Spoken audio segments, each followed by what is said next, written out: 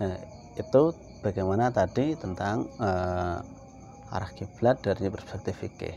Kemudian kita akan coba ulas, kita akan coba bahas bagaimana kemudian arah kiblat dari perspektif ilmu falak gitu, atau dari perspektif astronomi. Saya sering mengatakan posisi ilmu falak di fikih itu hanya sebagai pembantu. Jadi ada yang kemudian astronomi as a servant, astronomi atau falak itu hanya sebagai pembantu. Penentunya itu di fikih, ketok palunya itu di fikih. Falak ini hanya sekedar membantu. Kalau semisal kita pakai mendapat Ainul Ka'bah, kita ingin tahu posisi Ka'bah yang presisi dari tempat kita misal. Maka gimana cara mengetahuinya? Cara mengetahui itu kemudian dibahas di ilmu falak. Tapi apakah kita menghadap kiblat wajib pas ke Ka'bah atau boleh melenceng, itu bahasnya di fikih. Jadi yang ngetok palu, yang punya legalitas untuk mengatakan harus gini, harus ini, itu fikih. Falak ini hanya sebagai membantu untuk mengantarkan ke maqasid tadi, lil wasail hukmul maqasid tadi. Baik, kita akan coba bahas bagaimana kemudian menghadap kiblat itu dari perspektif ilmu falak.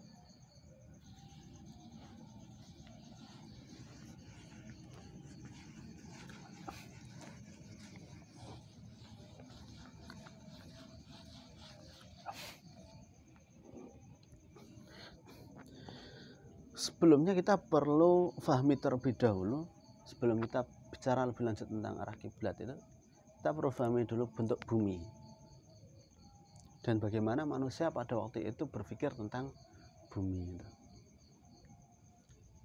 Bumi itu bentuknya apa? Datar atau bulat?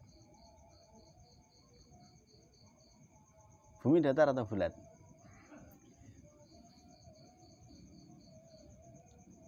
Apa? Bumi itu datar atau bulat? Lah kok mamang kabeh. Nek bumi datar global gak payu ya.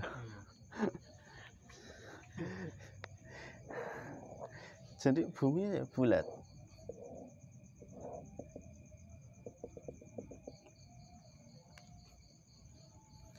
Hanya saja orang pada masa dulu itu melihat bumi itu untuk pindah dari satu tempat ke tempat lain atau berlayar dari satu lokasi ke lokasi lain, mereka memakai peta Mercator namanya. Sampean tahu peta Mercator? Kalau sampean punya buku atlas, gambarnya itu ya peta Mercator ya semacam itu gitu. Petanya kayak gini gitu lah. Yang kemudian mengasumsikan seolah-olah itu seperti datar, seolah-olah gitu kan. Jadi nanti di sini ada gambar benua Afrika, Asia, Indonesia di sini gitu kan.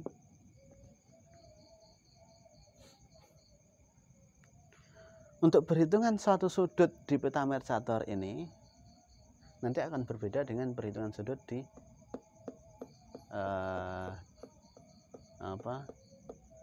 ketika kita memakai asumsi bumi itu bulat.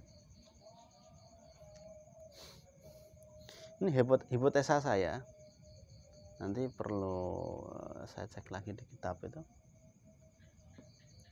Perhitungan arah kiblat yang dilakukan Syekh Nawawi itu memakai peta Mercator ini, karena pada waktu itu yang banyak dipakai peta Mercator itu, belum memakai teori segitiga bola yang ini. Pakainya peta Mercator. Saya pernah melihat ada satu kitab bahas tentang perhitungan arah kiblatnya Syekh Nawawi itu. Kalau tidak salah itu dia menghitungnya pakai koin dijajarkan, kemudian nanti membentuk segitiga. Nah, seperti ini. Ini sudut yang dicari, sudut arah kiblatnya. Kalau kita gambarkan, misal ini Ka'bah, ini Nah, jadinya nanti sudut kiblatnya yang ini gitu. Ini kan Jawa, misal ini Ka'bah. Kalau pas ini ke barat, ini sini. Tapi itu nanti perlu kita cross check lagi di kitabnya. Oke, saya ingin mengatakan bahwa dengan perbedaan asumsi tentang bentuk bumi ini nanti akan menimbulkan perbedaan teori yang dipakai dalam perhitungan arah kiblat. Ini perlu kita pahami terlebih dahulu. Bangunan teori yang mendasarinya perlu kita pahami terlebih dahulu. Oke, kita pahami bersama bahwa bumi itu bentuknya bulat.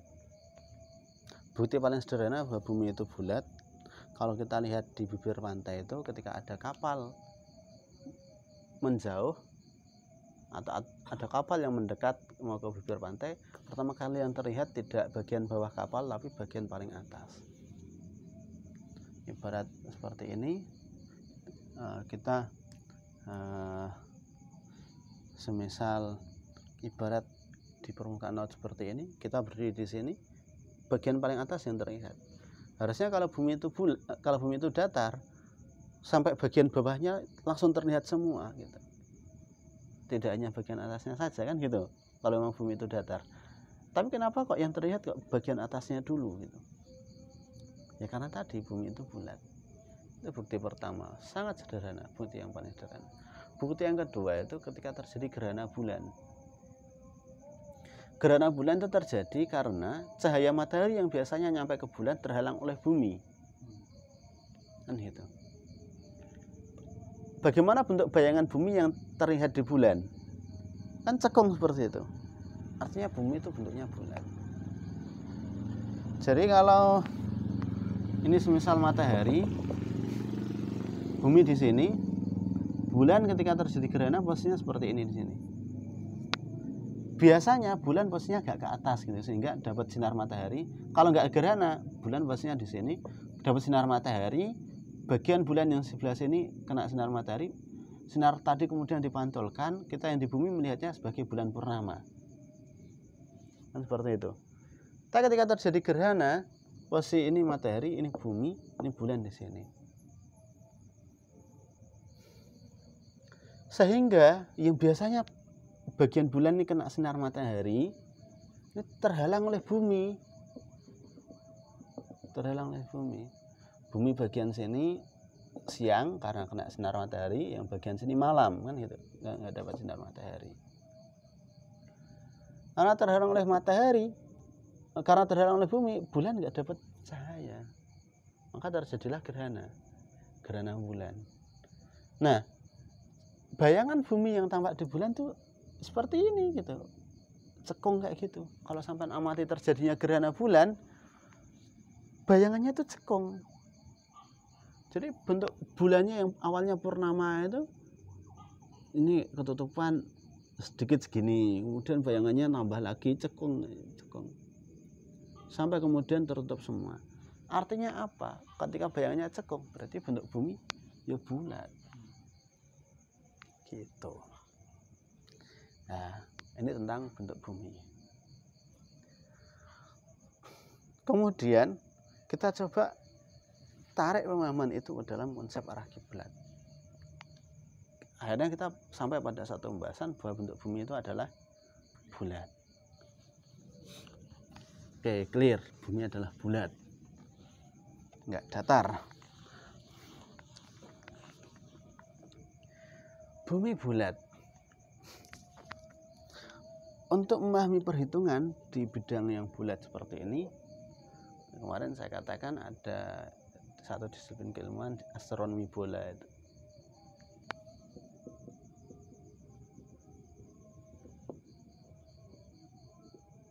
Astronomi bola. Nanti kalau kita memahami segitiga, ada segitiga bola. Al-Musalas Al-Qurawi.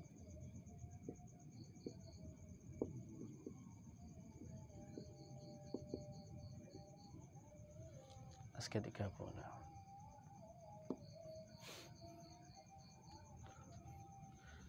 Dalam teori segitiga bola ini nanti ada dua lingkaran. Lingkaran pertama itu lingkaran besar, yang kedua lingkaran kecil. Ini kayak lagunya anak TK.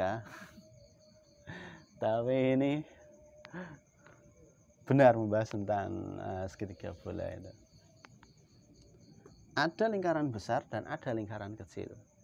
Lingkaran besar itu lingkaran yang melalui pusat bola. Ini pusat bola di sini, lingkaran besar ini yang melalui pusat bola. Berarti ini juga lingkaran besar kan gitu, karena melalui pusat bola. Kemudian ada yang namanya lingkaran kecil. Lingkaran kecil itu semisal gini, garis lintang gitu lah. Ini kan nggak melalui pusat bolanya kan sini lah. Ini kan nggak melalui itu. Ini namanya lingkaran kecil. Ini gini. Ini lingkaran kecil. Ada lingkaran besar dan lingkaran kecil. Lingkaran besar itu melalui pusat bola, lingkaran kecil tidak melalui pusat bola. Nah, dalam konsep segitiga bola ini bisa dikatakan segitiga bola ketika ada tiga sisi. Ketika ada tiga sisi itu terbentuk dari perpotongan tiga lingkaran besar tadi.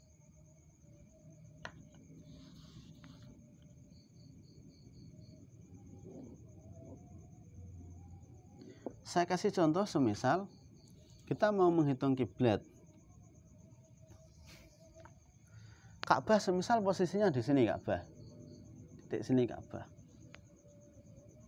Nah, ini garis tengah yang membagi bumi menjadi dua bagian yang sama, namanya garis khatul istiwa.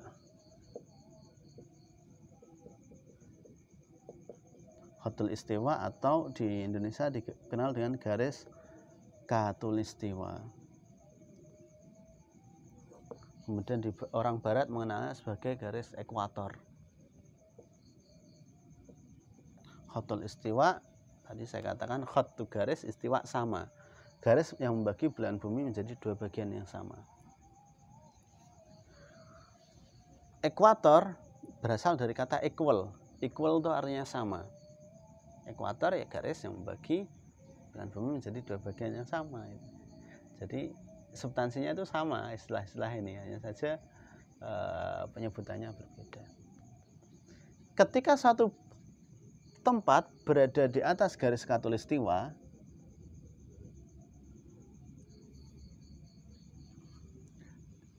ini dalam kajian astronomi bola kemudian disebut tata koordinat semacam ini disebut tata koordinat geografis.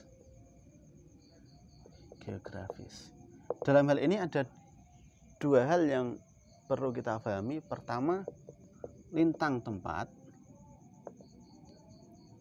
Kalau dalam bahasa kitabnya ardul balad.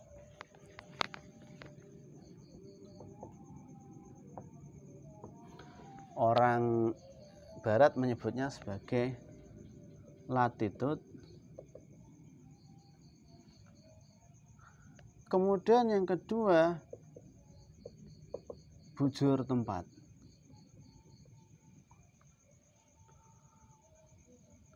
Dalam bahasa kitabnya disebut sebagai tulul balad. Orang barat menyebutnya longitude.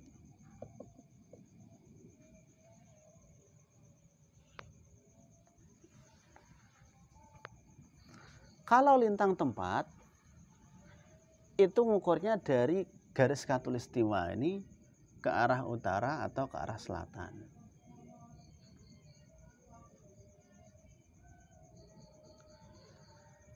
Semisal ini Ka'bah posisinya di sini. Berapa nilai lintang tempat Ka'bah? Lintang tempat Ka'bah berarti dari garis khatulistiwa ini dibuat garis yang melewati Ka'bah sampai ke arah kutub utara. Nanti ini ada kutub selatan.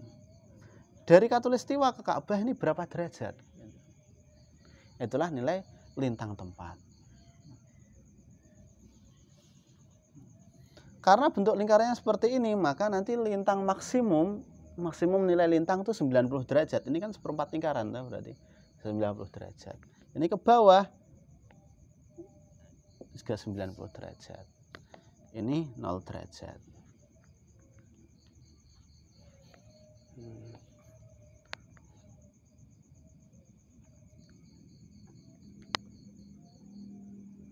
Pas di khatulistiwa 0 derajat, ke atas sekian derajat, ke bawah bisa sekian derajat. Kalau posisinya di atas garis khatulistiwa, di sebelah utara garis khatulistiwa, maka nilainya lintang utara, LO. Kalau di bawah khatulistiwa, maka namanya LS, lintang selatan.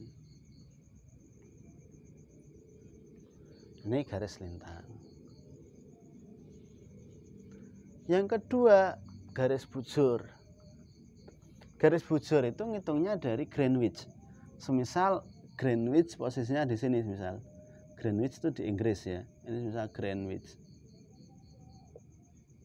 Posisinya di sini Greenwich. Kalau posisi Greenwich di sini, berarti bujur itu dihitung dari titik sini. Pas di titik Greenwich itu nilai bujurnya 0 derajat. Kemudian ke sini 0, 10, 20, 30, 40, 50 sampai sini 180 derajat. Gitu. Karena sini ini sebelah timur, sini sebelah barat, maka ini ke sini namanya bujur timur. Bujur timur. Kemudian dari 180 ini berkurang 170, 160, 150, 190, 80, 70, sini 0. Ini sebelah timur apa sebelah baratnya Greenwich? Oh, sebelah baratnya. Berarti di sini bujur barat.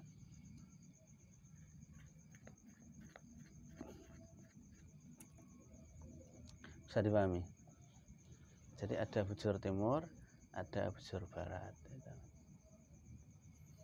Yang terpenting di sini paham dulu lintang tempat dan bujur tempat.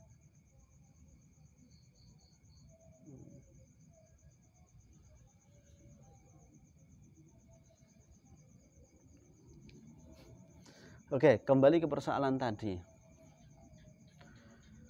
Ketika kita kemudian memakai asumsi bahwa bumi itu berbentuk bola, kita ingin mengetahui arah kiblat, semisal posisi kita semisal di sini. Di Jawa. Jawa itu kan lintangnya lintang, kalau bahasa kitabnya Ardul Balad Janubi. Lintang selatan ini Ardul Balad Janubi, lintang utara Ardul Balad Shimali, kan gitu. Nah, Jawa di sini. Dari sini ke sini, entarlah kita di Semarang itu lintangnya min 7. Jadi dari sini ke sini min 7 derajat.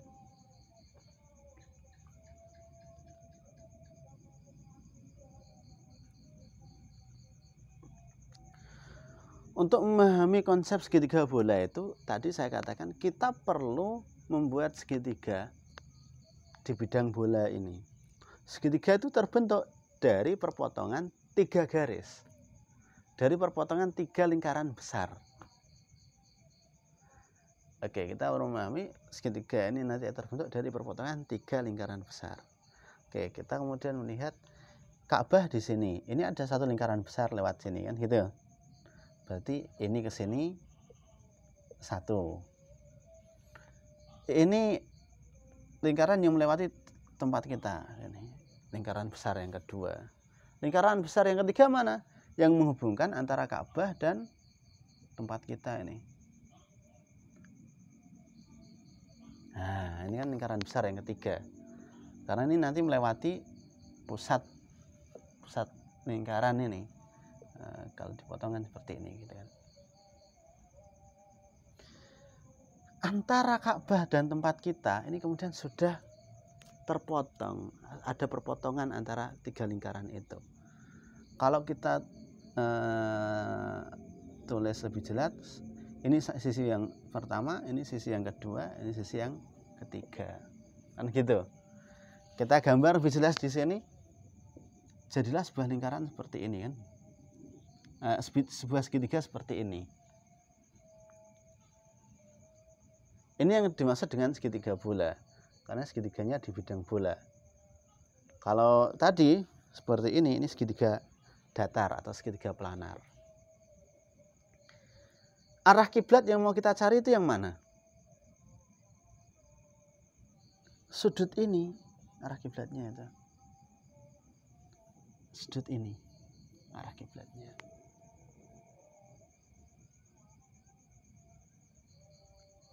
Bisa dipahami ya? Ini kan Ka'bah. Ka'bah kan posisinya di sini. Ini Ka'bah ya. Ka'bah posisinya di sini. Ini kutub utara di atas ini. Ini kutub utara. Ini tempat kita. Dalam logika ini kita akan mengukur Ka'bah itu kalau dilihat dari titik utara nanti akan serong berapa derajat. Dari titik utara akan serong berapa derajat. Berarti dari sini ke sini sudutnya ini kita cari di sini. Nah, ini sudut arah kiblat yang kita cari ini. Bisa dipahami ya? Paham orang? Paham ya?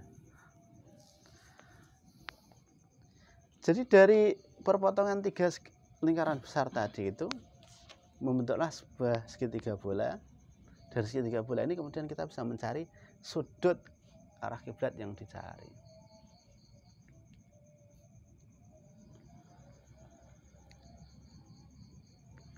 Kalau ini ke sini, sisi ini nilainya berapa? Kalau ini ke sini nilainya kan 90. Ini ke sini nilainya sama dengan nilai lintang Ka'bah kan gitu. Ini Khatulistiwa, ini Ka'bah. Berarti dari Khatulistiwa ke Ka'bah nilainya adalah nilai lintang Ka'bah kan gitu. Lintang itu kan dihitung dari Khatulistiwa ke Ka'bah kan gitu. Kamu ning kono efek mending. Gak tengok-tengok. Nah.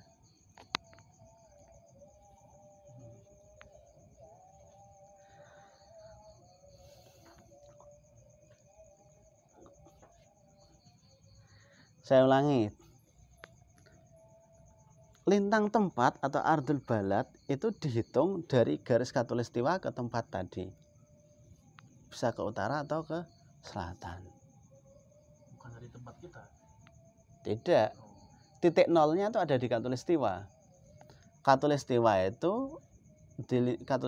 itu nilai lintang tempatnya 0 derajat. Khatulistiwa nilai lintang tempatnya 0 derajat. Ini 0 derajat, ke atas sedikit 5 derajat. Ini 5 derajat. Ini 10 derajat, 20 derajat, 40 derajat sampai 90 derajat gitu. Lintang utara. Kalau ke bawah min 5 derajat, yang ardul janubi kan.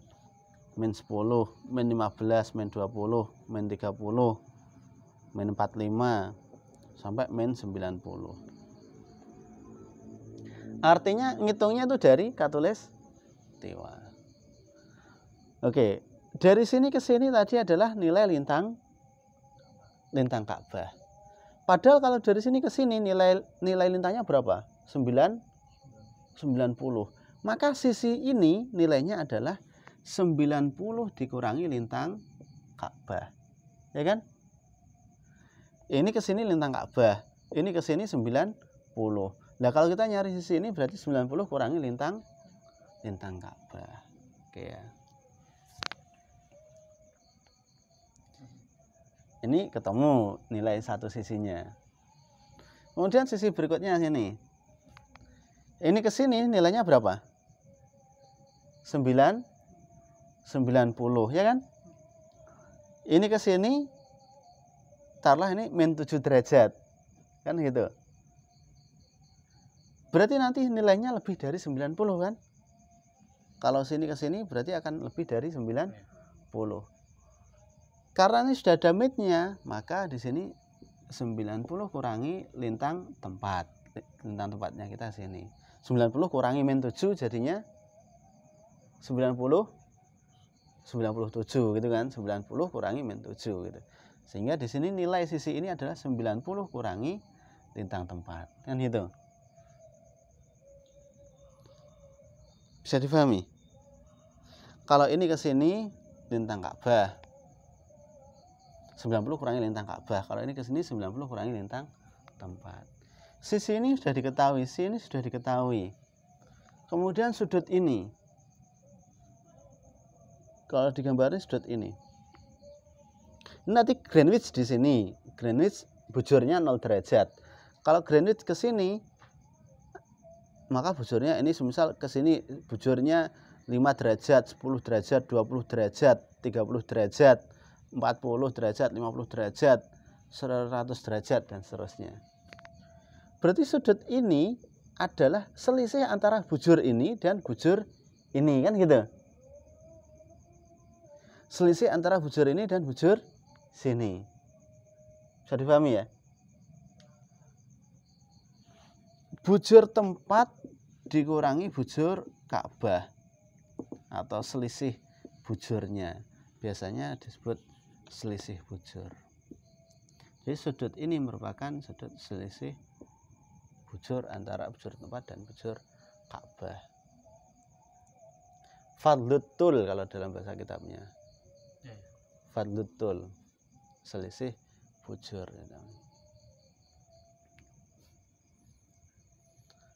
Akhirnya kita kemudian akan mencari nilai arah kiblat ini.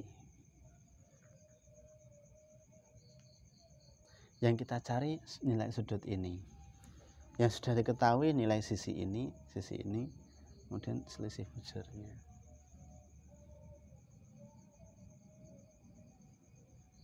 Teorinya seperti ini. Jadi ilustrasi penggambaran tentang sudut arah kiblat itu seperti ini. Baru kemudian kita tarik ke ranah praktis, ke ranah perhitungan.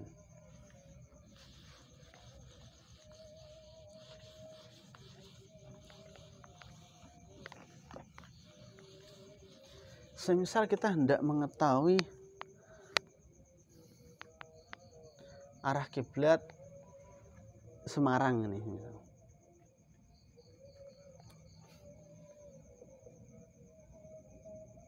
Arah kiblat Semarang itu berapa nilainya?